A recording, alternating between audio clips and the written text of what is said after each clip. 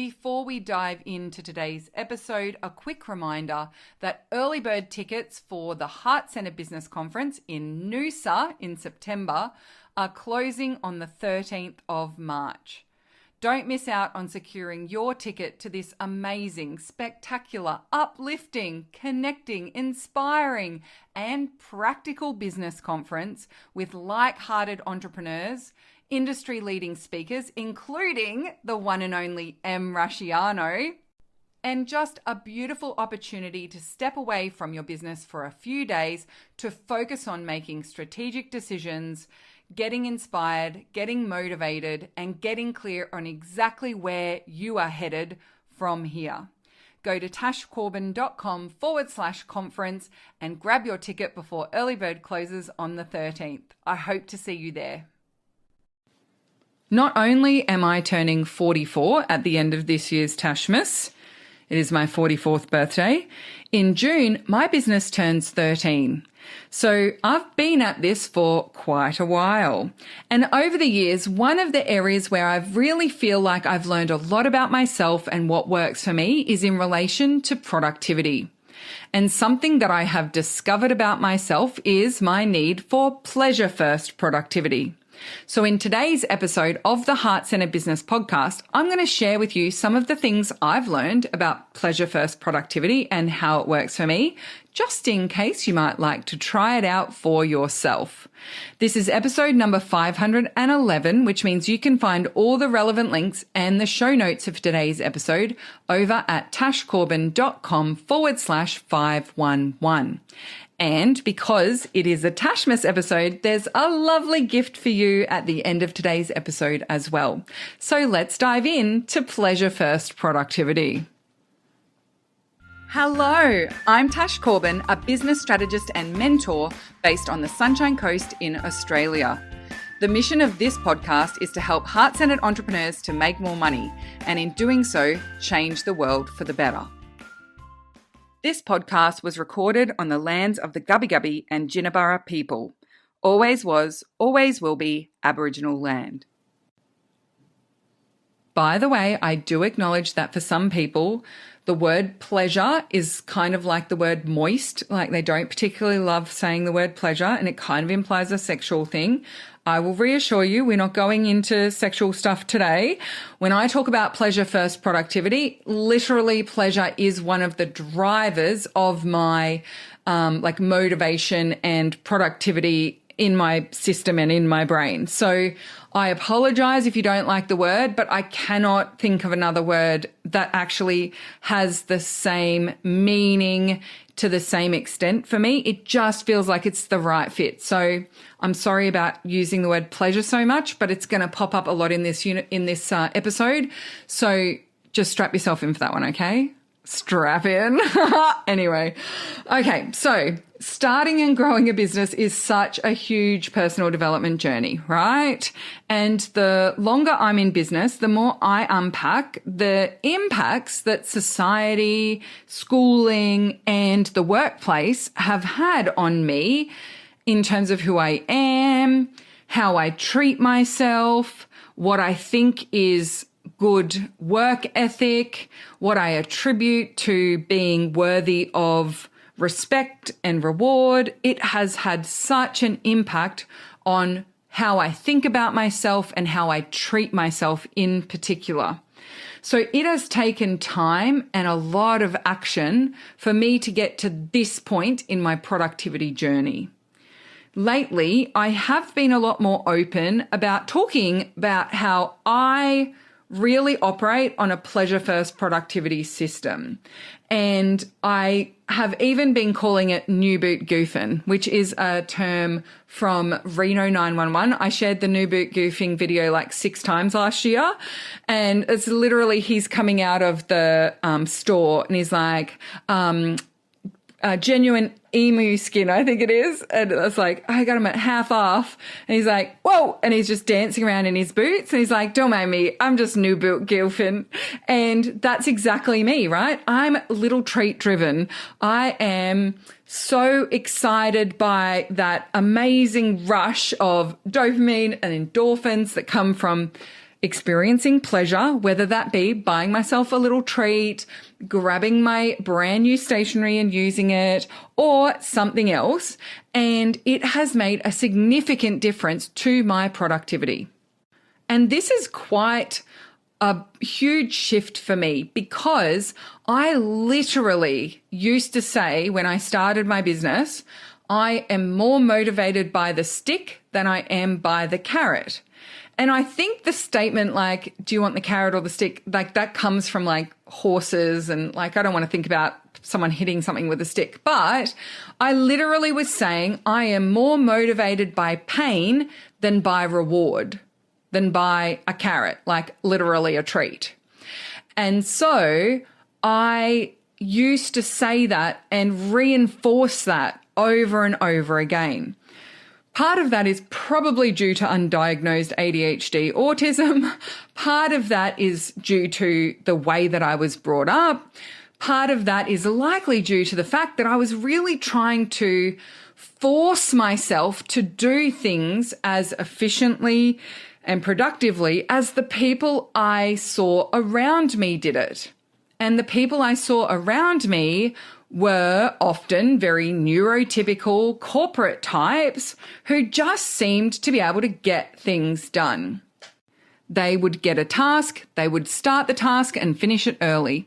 They would set up a project plan, they would meticulously follow their project plan and finish it early or on time.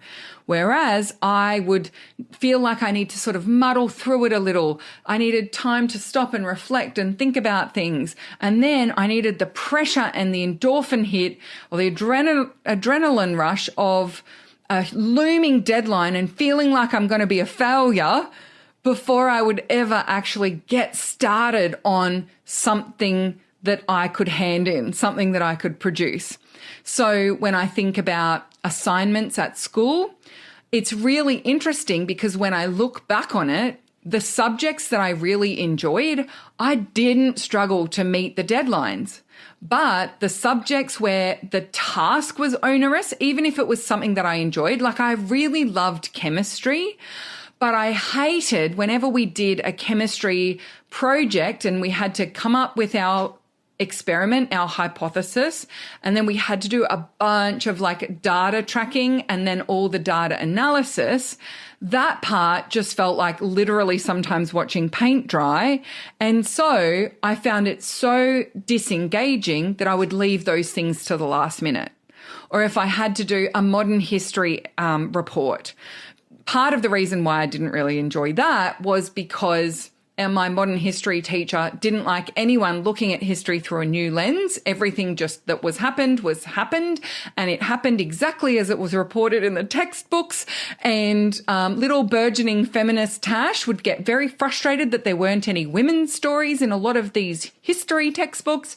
And so I would be pondering, well, when they say that the women ended up taking over the manufacturing plants while the men were away at war, what did that look like? And I wanted to explore topics and areas that I was really excited and interested in, and he just wanted me to regurgitate the textbook in my own words. So, of course, those were the assignments that I left to the last minute. But at the time, I had zero self-awareness as to why some were harder than others for me, other than this sense of I just don't get really excited about it, or I'm more motivated by the deadline. I literally was collecting all of this evidence that I'm just more motivated by a really like doom and gloom kind of scenario, that if I don't get this done, I've got to stay up till midnight, get this thing done. Otherwise, I'm going to fail and my parents will be disappointed in me. And I also had this huge like fear of authority thing. So I never wanted to get in trouble for anything. And actually, now that I have been exploring my own models of productivity and what really works for me and paying attention to what works for my brain, I can see I am more motivated by the stick than the carrot, but that's because I don't love a reward dangling out there at the end of a project. So I'm not really motivated or driven by, if you get this done and finish it by a certain time, then you can have the reward. And it's so fascinating to me because when I look back at some of the natural tendencies I had, it seems so obvious to me now. But at the time, I was just trying to figure it out. I was just stumbling along as best as I could. So here I am. I don't feel particularly motivated or incentivized by a reward at the end of doing something. But also, I don't like the feeling of that last minute rush, that last minute deadline, and needing to stay up late. That does not work for me, or needing to just get stuff done at the last minute does not work for me.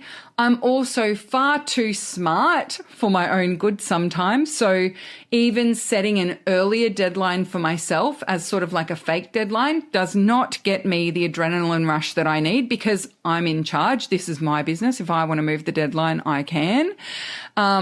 Sometimes I do get incentivized or motivated by putting a deadline out there and telling my audience, because I do have an obliger leaning in the 4 tendencies. So feeling like I'm going to let someone else down does tend to help me to get motivated to do something.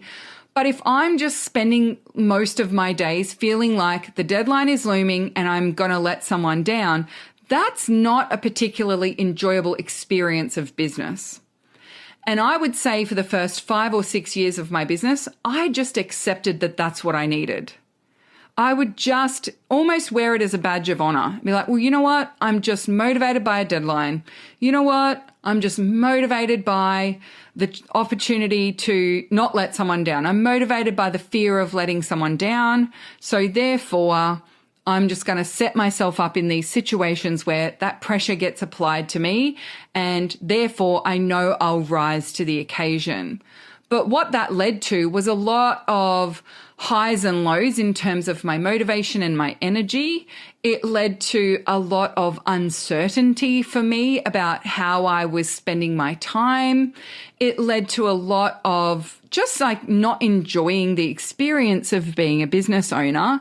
And I didn't start this business to have a non-enjoyable experience. I didn't start this business to tie myself up in knots, feeling like I'm letting everyone down if I don't get to work and there's a deadline looming. Like, that doesn't feel like anything I want to expose myself to, let alone set up my business to work that way with me, based on that belief that that's the only way that works for me.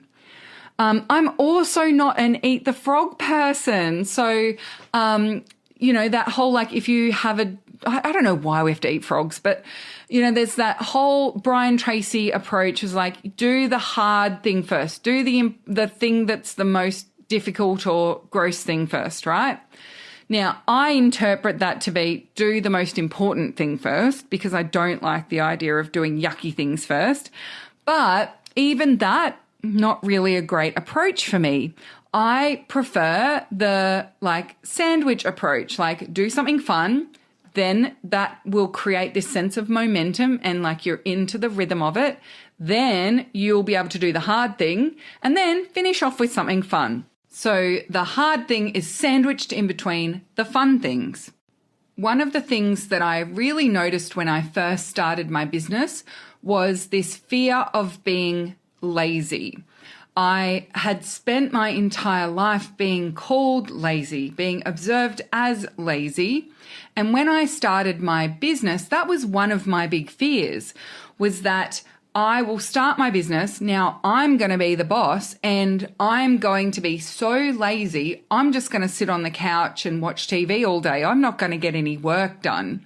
And so I think what that ended up doing was almost making me more rigid when I first started my business and more mean to myself when I first started my business than I was when I was in a job, because someone else could be that rigidity, could be that external sense of keeping me accountable. But when I first started my business, I was like, well, the buck stops with me now, so I'm going to have to be really mean to myself. Otherwise, I'm not going to get anything done. Now, if you've followed me for an extended period of time, you'll know that this then also led to me exploring this concept of being lazy and really stepping into owning that as part of my identity. I love how lazy I am, because actually my laziness is efficiency. And for a lot of my clients, my laziness leads to their efficiency. If there's a way to get a result without having to do something you don't like, I'll have found it. If there's a way to be able to get something done really quickly and easily so you can get back to enjoying yourself, I'll have found it. And because of that, I did have a lot of my content, a lot of my messaging was around this thing of really owning that I am lazy. But it was in going on the Rose Farm retreat with Denise Duffield-Thomas in 2020 and doing a little bit more exploring of my sacred money archetype. My top sacred money archetype is the romantic, which is a pleasure-driven archetype. And then doing the SMA course that Denise offers also really helped me to understand that it's not necessarily laziness. I mean, also I was diagnosed with ADHD in there. And it's not necessarily laziness, although I do kind of still love that kind of sloth energy. I do love being a lazy kind of person, but it's more this drive for pleasure as well. So a lot of my drive for laziness came from overexertion, came from burning myself out. So the most pleasurable thing for me was rest. I have always been an early to bed kind of person. I've always been someone who gives themselves a little sleep in. I don't like waking with an alarm clock because that's gross. And even if I do set an alarm, it's the most gentle alarm you've ever heard in your life. And it can be going off for 3 or 4 minutes before it actually rouses me. And I really enjoy that kind of alarm, not that like rah, rah kind of alarm. Anyway, so it was actually in the last 2 years that I really started using this term pleasure first productivity. And I've started talking about it a little more with others and sharing about it here on the podcast and particularly on social media as well. And a lot of people have had a lot of questions about this whole pleasure first productivity approach. So this podcast episode is me explaining what some of the key things I do are and why, and how that pleasure first approach really works for me. So if I'm not driven by a reward at the end of doing something, how do I incorporate that sense of pleasure and reward in the way I drive my productivity? Well, let me tell you about the gummy bear method. So when I was at university, well before I'd talked about pleasure first productivity, I had a friend who she would reward herself when she'd done all of her study notes for our exams. She would reward herself with a packet of gummy bears. And so I loved gummy bears as well, little candy. And so I bought myself a packet of gummy bears on the way home from university one day. I needed to do all my study prep for my exam. And the whole time I was trying to study, I was just thinking about those gummy bears and how delicious one of those gummy bears would be. And so I opened the gummy bears before I'd even done the first chapter of my notes. I was like, I'll just have a few little gummy bears. I've done half a chapter. I deserve a little gummy bear treat. And so what I started doing was portioning out my gummy bear treats, but at the start of every chapter, I would stop and have a little gummy bear treat, and then I would start studying that chapter. So I was already doing it, right? I wasn't leaving the bag of gummy bears to the end of the study prep. I was having it along the way.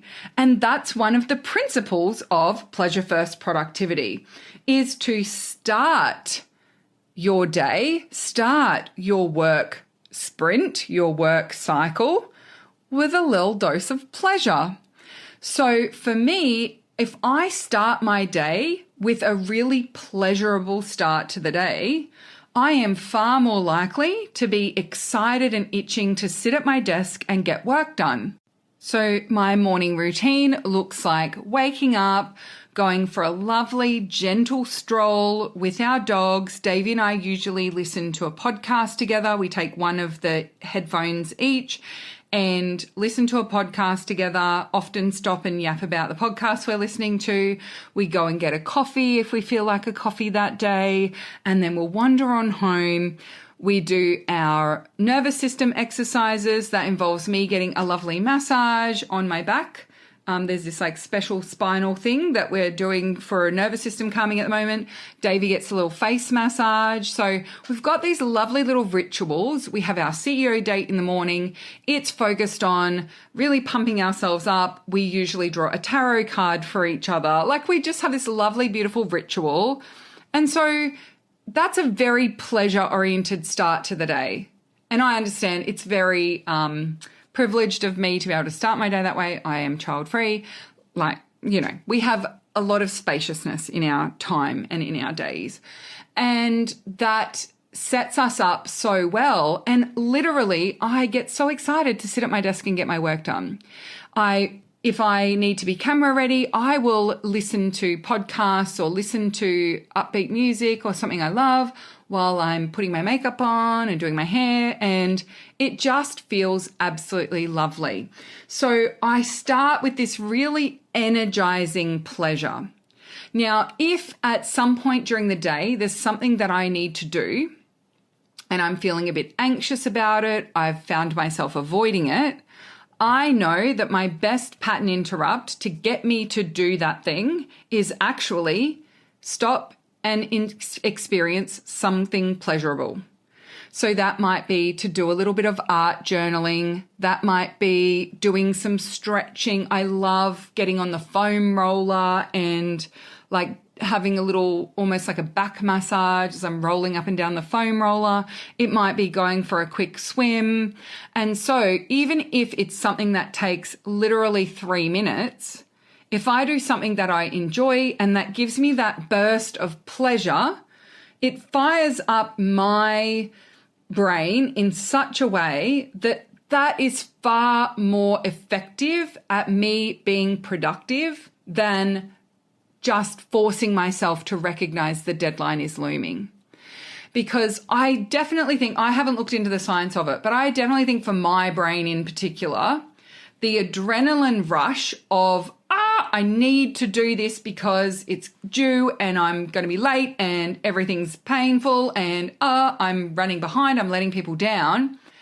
It definitely, like, it's more of an adrenaline cortisol driven kind of sense of productivity.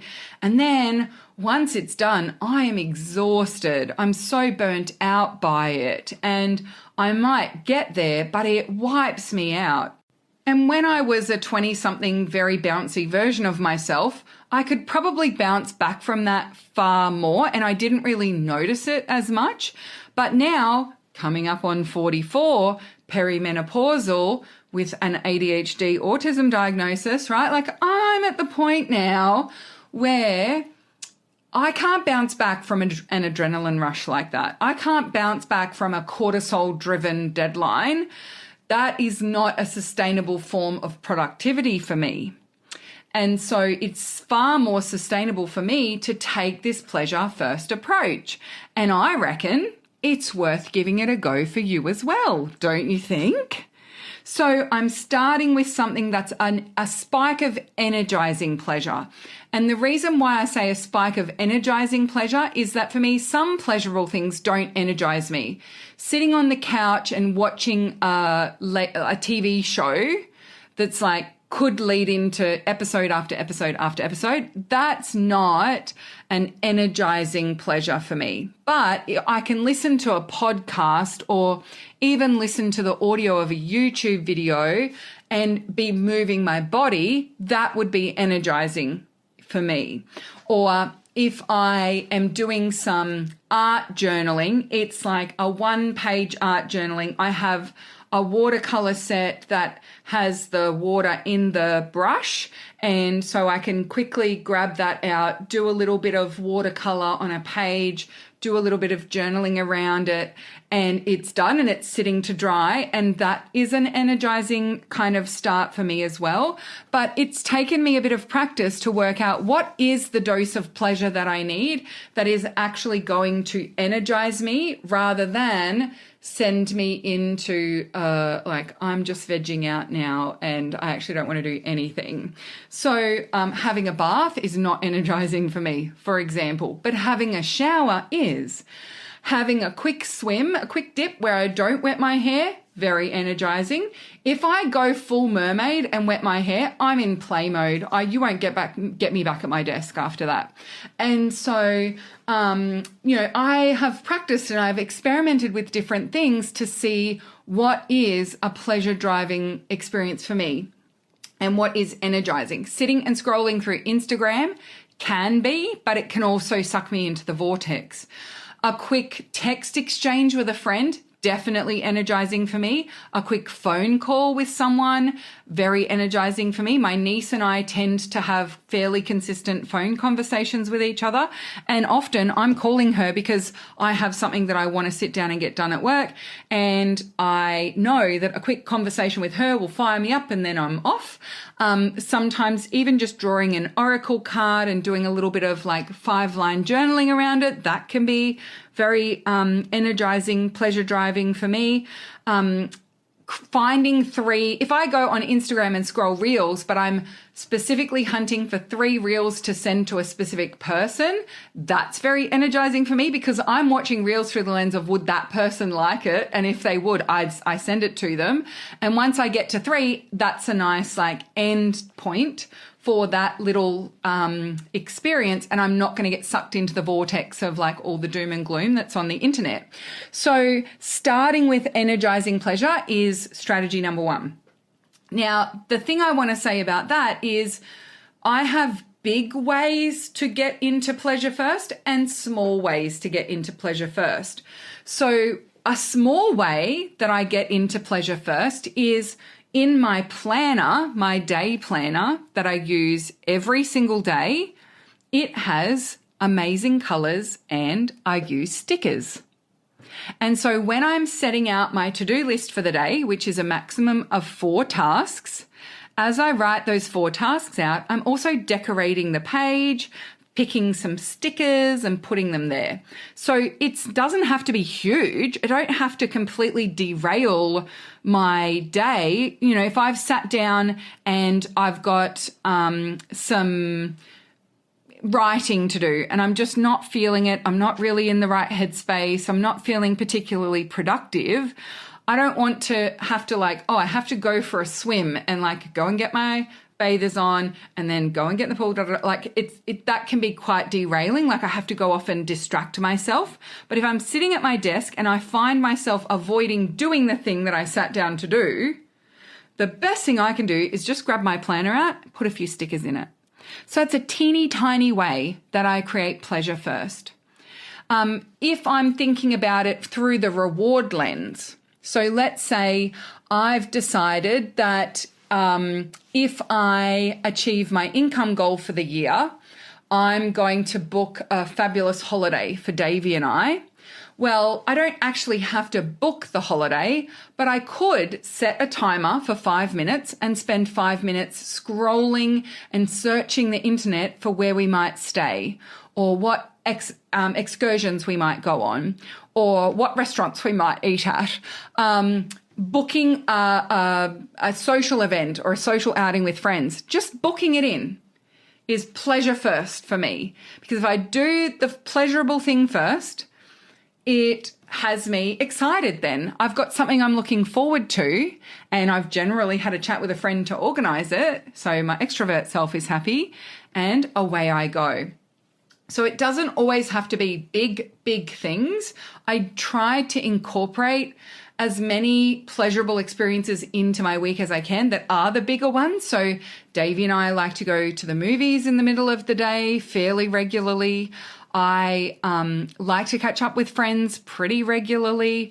If I'm looking ahead at my week and I'm thinking, oh, that week looks yucky, I'm going to feel bad all week. I'm going to drag my feet all week. I will not be productive all week. So if I chuck a couple of really exciting things to look forward to into that week, then I can see like it's like not just the when it finally arrives and I get to do it, the pleasure of thinking about it and getting it booked in and connecting with a friend to organize it is enough to at least shift my perspective on how the week looks and also change the chemistry of my brain to be in productive mode. One of the other things that I am playing with and practicing a lot this year is making the work itself very pleasurable. And I think I've done a lot of this by default because of my previous exploration of my laziness. And so, for example, there are certain tasks in my business that I don't really enjoy doing. And so I've either found ways to achieve the same result without having to do it, or achieve a better result but outsource someone else doing it for me, right? I've always kind of avoided the types of things I don't enjoy anyway. And it's the same in the way that I've structured my business model. I deeply enjoy connecting with humans. I deeply enjoy being in teacher mode. I deeply enjoy creating things that are visually dynamic. I deeply enjoy talking. Can you tell? So when it came to deciding whether I do a podcast or keep doing my written blog, it was a no-brainer decision for me to switch from a written blog over to a podcast.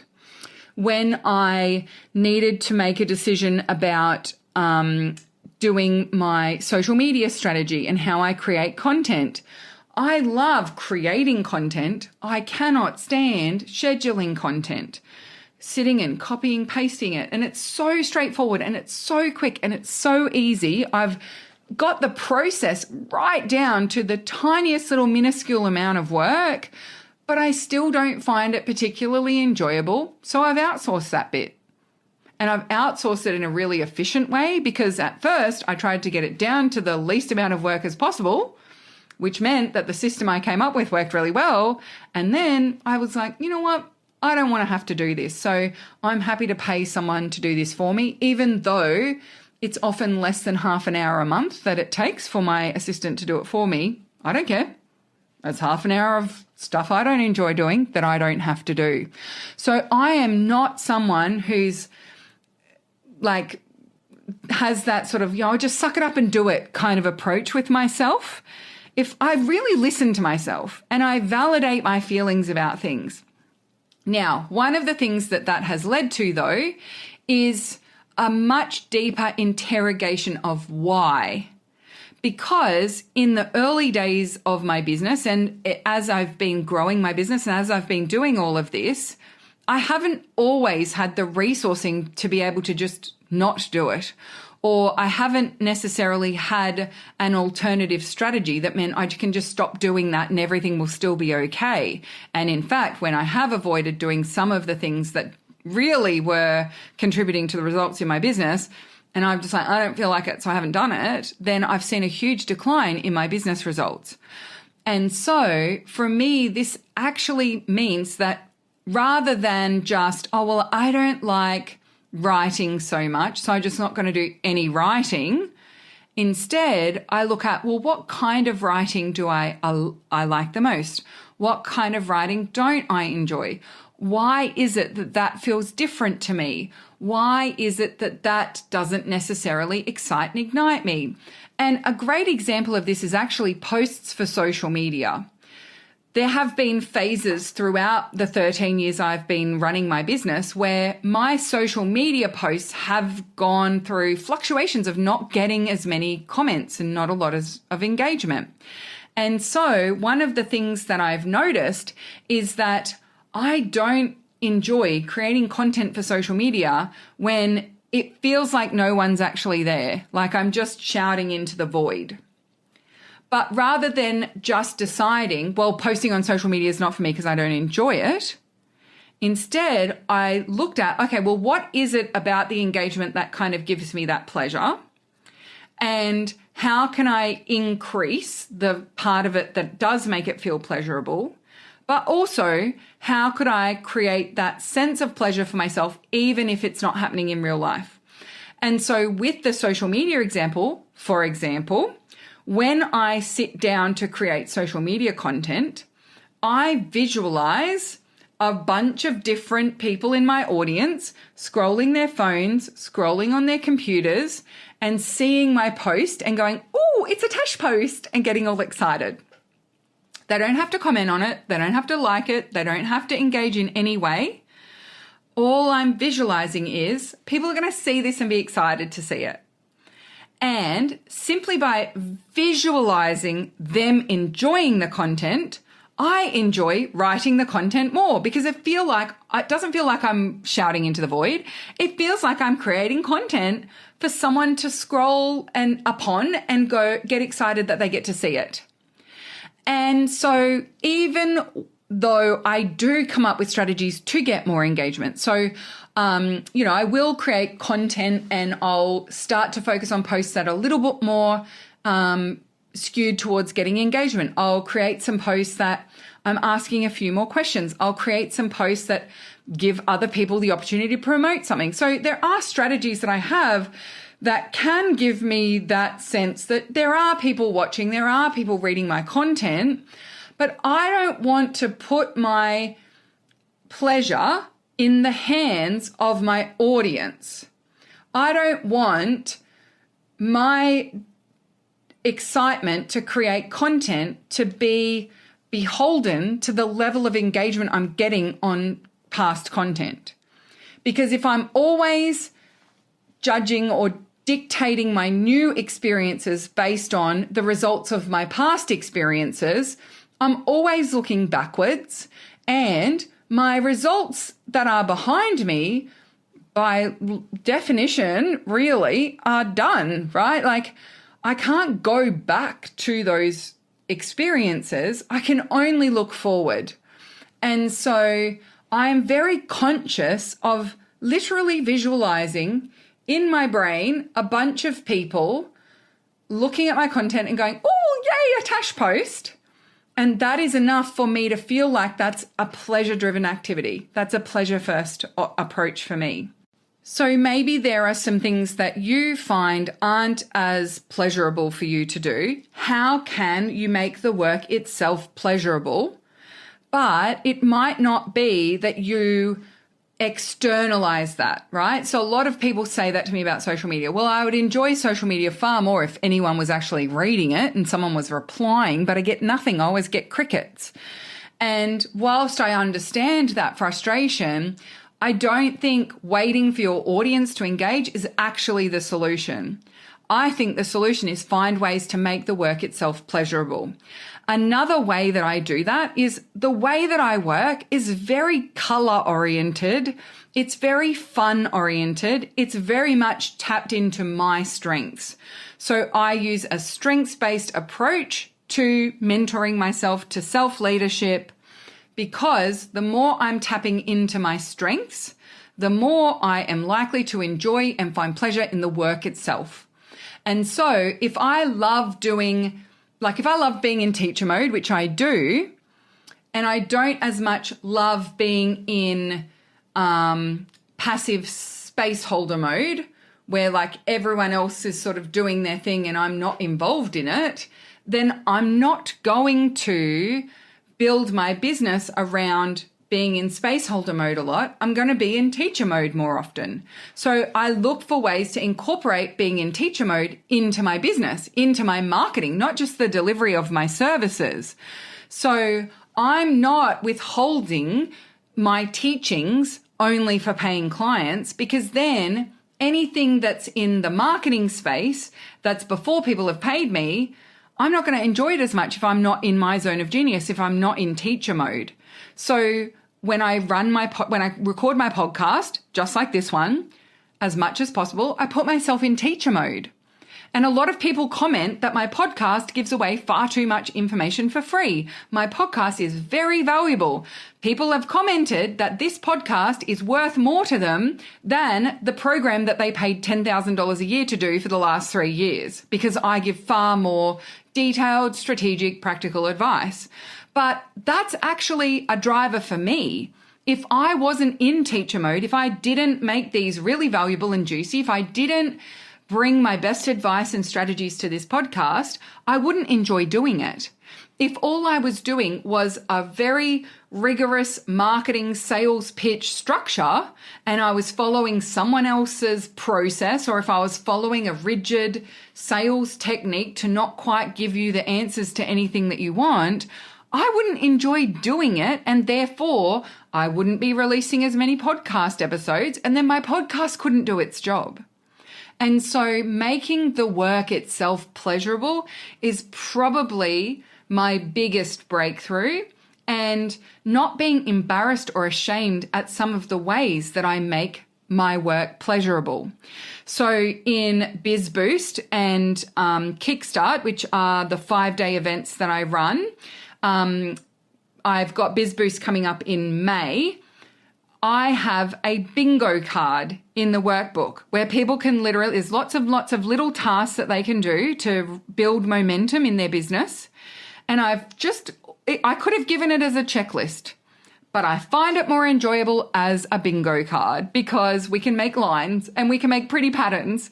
And the number of people who comment on how valuable it is to them that I have made it okay that they turn the list of tasks they need to do into a bingo card. And it's like, I totally get it because I've made it pleasurable. I've gamified my own business. I gamify it for myself. So even when I'm creating social media content, I will set that timer for 30 minutes. I'll see how many posts can I write in 30 minutes, have my little break, and then I set the timer for another 30 minutes and I see if I can beat it the second time around. So I'm literally like having a little competition with myself, but that gamification makes doing it much more pleasurable for my brain. I use colored Post-its. I always buy myself the most amazing stationery and little gadgets because I love working with them. I have stickers. I use my stickers.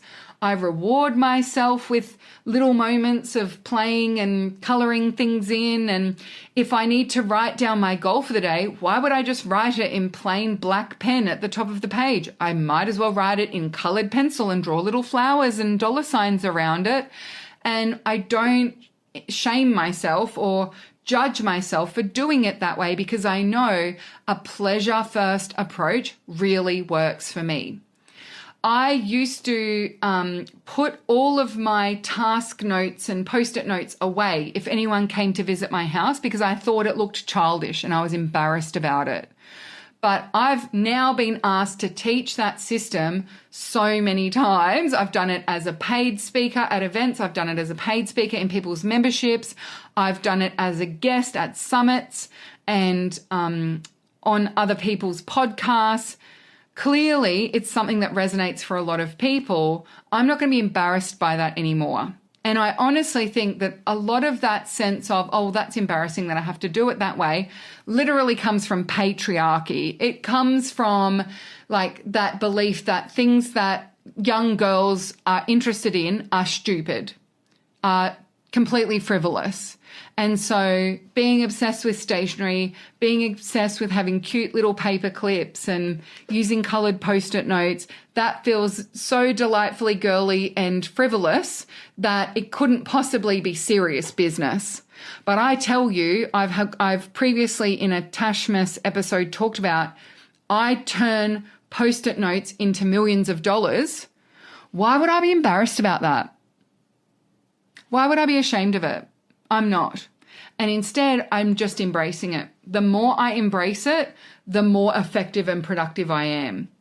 And the final note I want to say around this is that I think that this approach is not only more sustainable for me, but actually it's more the reason why I started my business.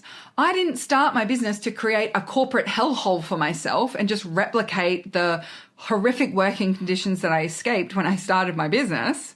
I started my business because I wanted to live my life on my terms. I wanted to have financial freedom and time freedom, and I wanted to enjoy myself, and I wanted to be my own boss because I get to set the rules that work for me. And then somehow, when I first started my business, all of that got thrown out of the window because I needed to be productive. And the only way to be productive was to be mean to myself. And that's just not true.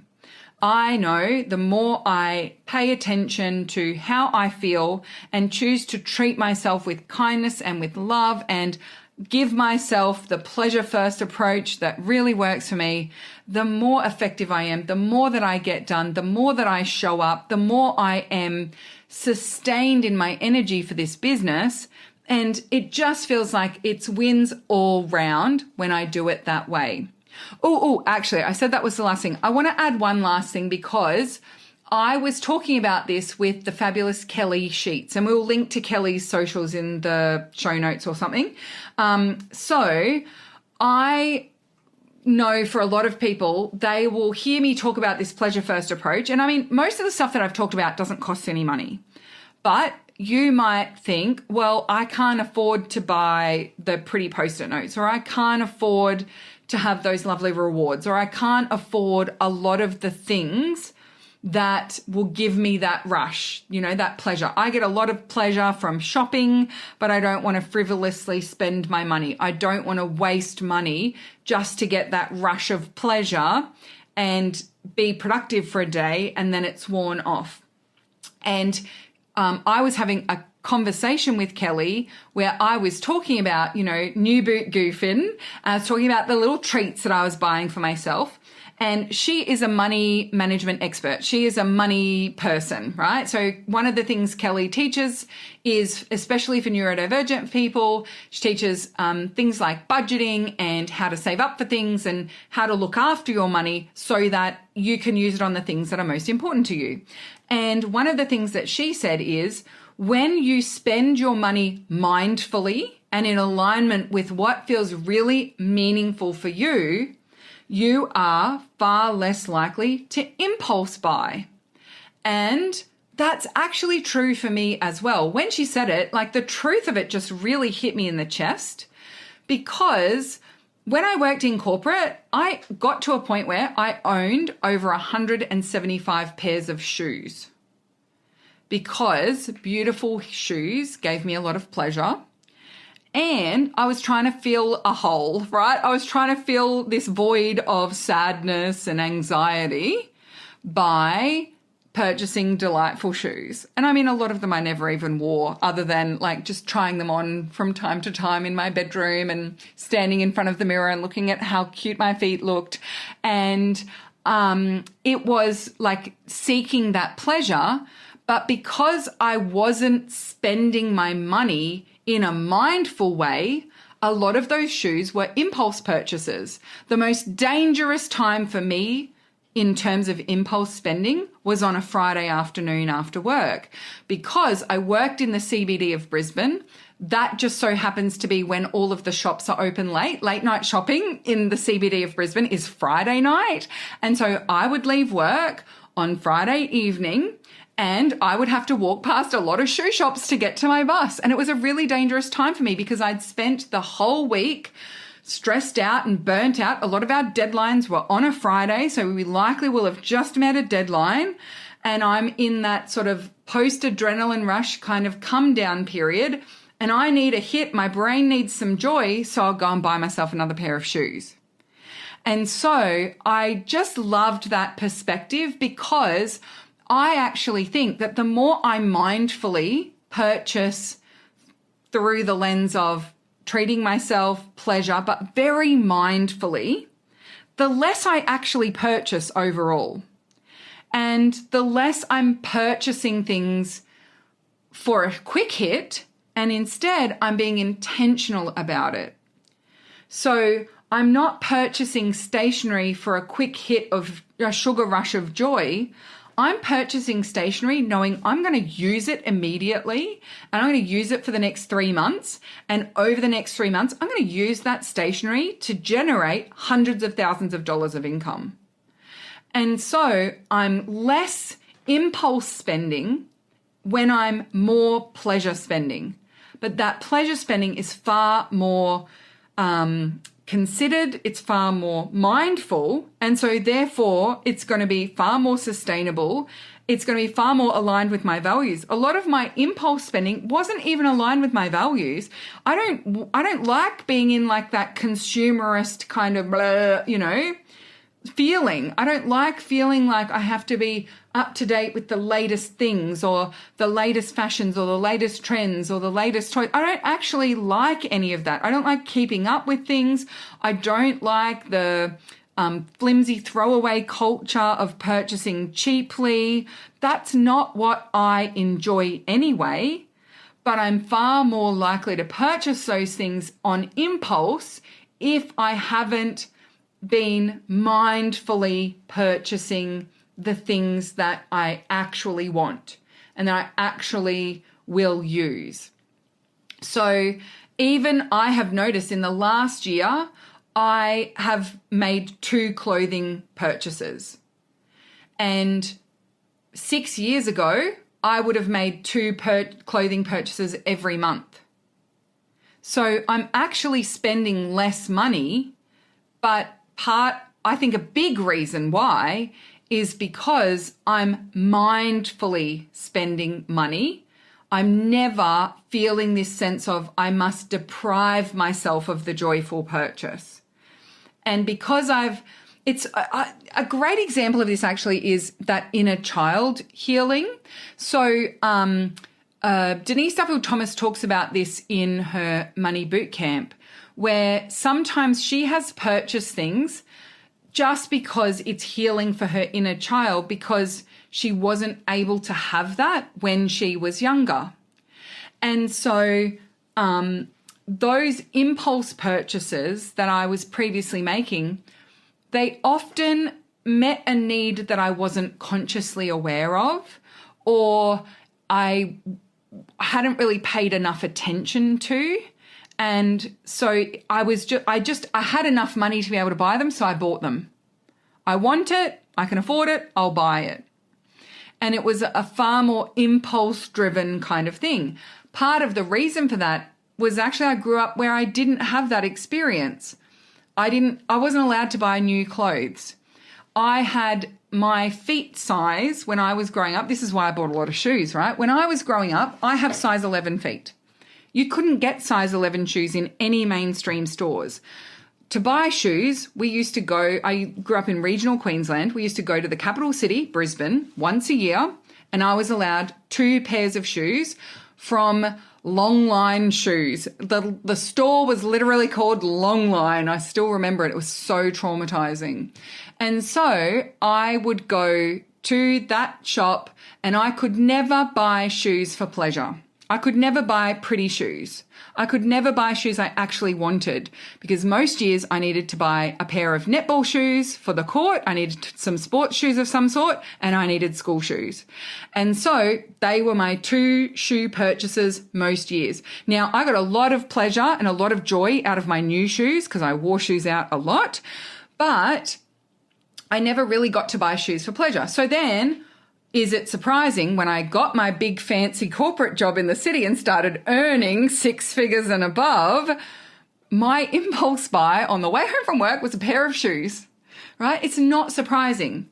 But now that I consciously purchase for pleasure and I'm making sure that I'm listening to what it is that I want, and I've kind of ungated these things. I've healed that part of my brain that had been so hardwired to, oh, that's nice, I can't afford it. Oh, actually, I can afford it, I better buy it.